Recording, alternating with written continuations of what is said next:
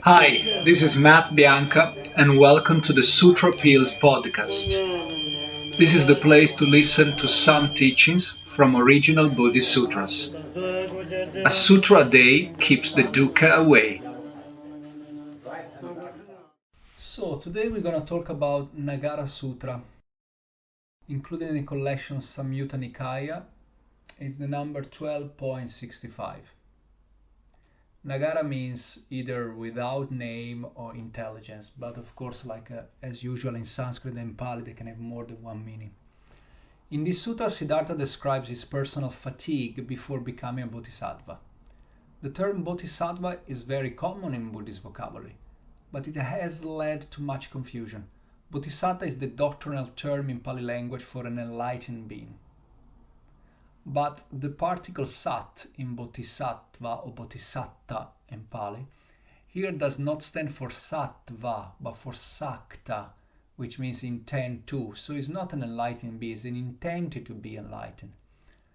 So at the first glance, the path of bodhisattva seems completely detached from a self, full of compassion and reasonable goal. However, if we look at it in relation to the condition of production, that so-called saint is nothing more than an affirmation of self. He is not who tends toward illumination, but he whose essence is illumination itself.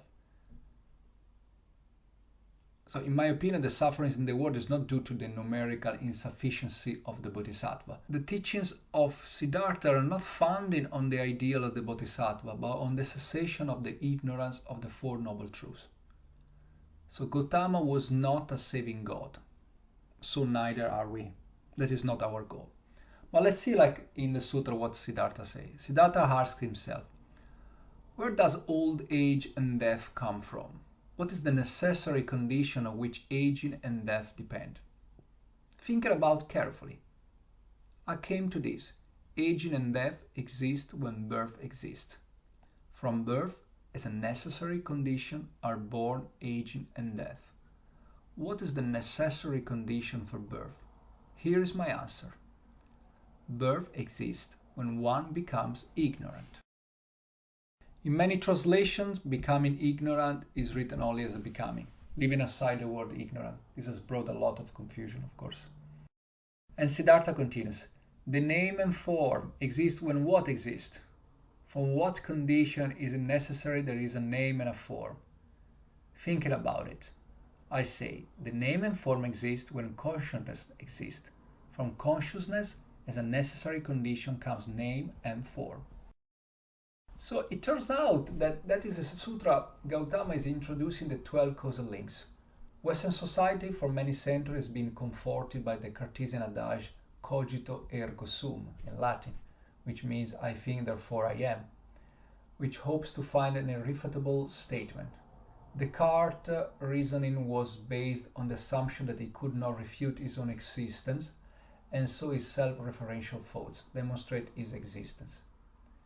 Without understanding the result in reality describes ignores a continuing ignorance, of course, any thought, word or idea that would have challenged the opinions and point of view conditioned by the ongoing ignorance.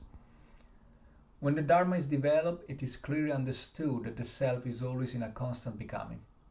The consciousness rooted in ignorance can only continue this vicious circle, in ignorance, of course. So we should not observe objects, events, point of view from the perspective of the ego, because it has a self-referential vision.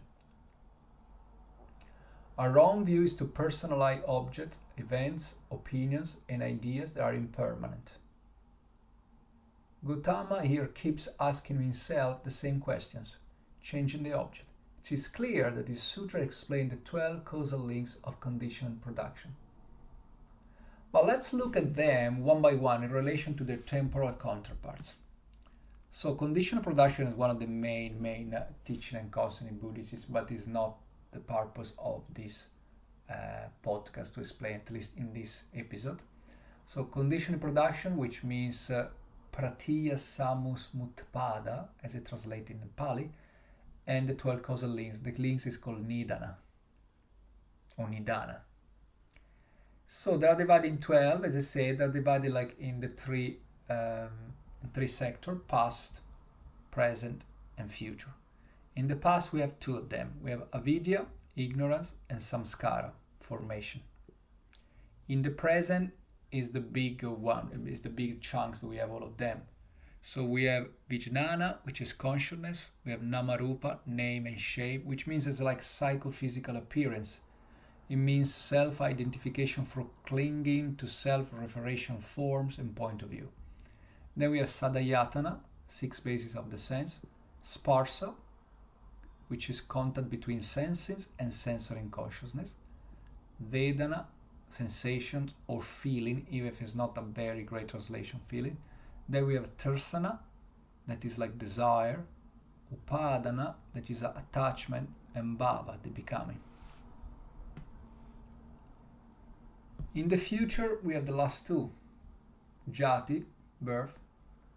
And Jaramara, which is like gather like many meanings, like it can be aging, disease, death, lament, pain, despair, danger.